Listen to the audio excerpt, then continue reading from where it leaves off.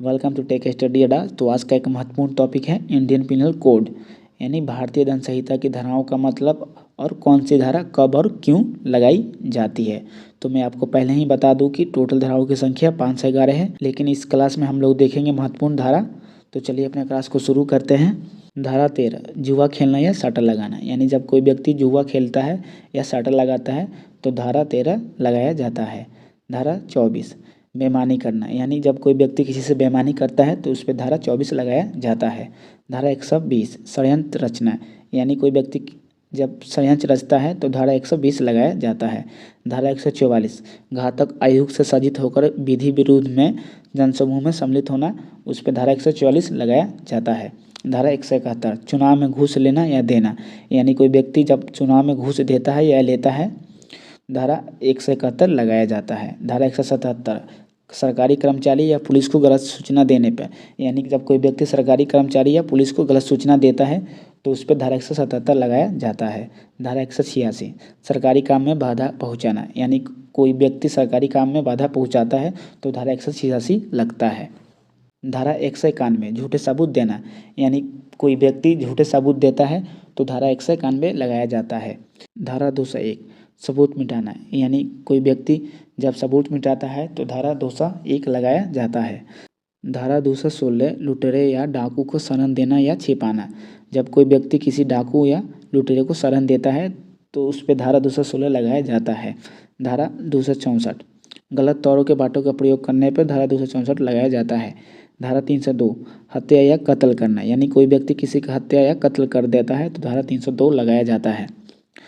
धारा 306, आत्महत्या के लिए उकसाना या प्रेरित करना, यानी कोई व्यक्ति आत्महत्या के लिए किसी को उकसाता है तो उस पर धारा 306 लगाया जाता है। धारा 307, हत्या की कोशिश करना, यानी कोई व्यक्ति हत्या की कोशिश करता है तो धारा 307 लगाया जाता है। धारा 308, गैर इरादतन हत्या की कोशिश करने पर धारा 308 लगाया जाता है। धारा 310, ठगी करना, यानी कोई व्यक्ति किसी को ठगता है तो धारा 310 लगाया जाता है। धारा 312, गर्भपात करने पर धारा 312 लगाया जाता है। धारा 351, हमला करना, यानी कोई व्यक्ति किसी पर हमला करता है तो धारा 351 लगाया जाता है। धारा 354, महिला के साथ छेड़छाड़ करना, यानी कोई व्यक्ति जब किसी महिला के साथ छेड़छाड़ करता है तो धारा 354 लगाया जाता है। धारा 362, अपहरण, यानी कोई व्यक्ति किसी का अपहरण करता है तो धारा 362 लगाया जाता है। धारा 363, किसी स्त्री को ले भागना, यानी कोई व्यक्ति किसी स्त्री को ले भागता है तो धारा 363 लगाया जाता है।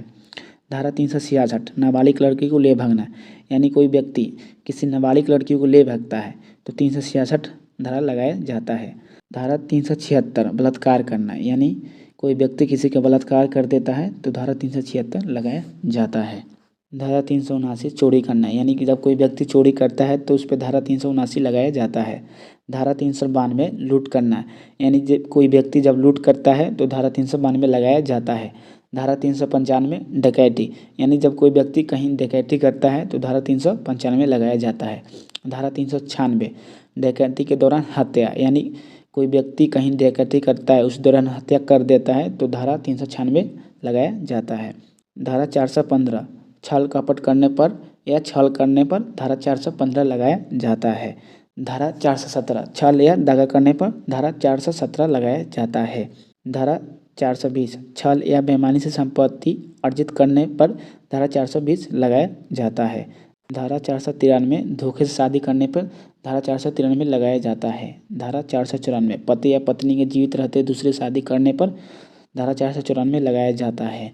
धारा 496, बगैर रजामंदी के शादी करना या जबरदस्ती विवाह करने पर धारा 496 लगता है।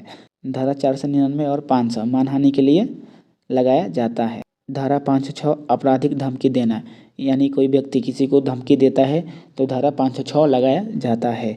धारा 509, स्त्री को अपशब्द कहना या अंग विक्षेप करना, यानी कोई व्यक्ति किसी स्त्री को अपशब्द कहता है तो धारा 509 लगाया जाता है।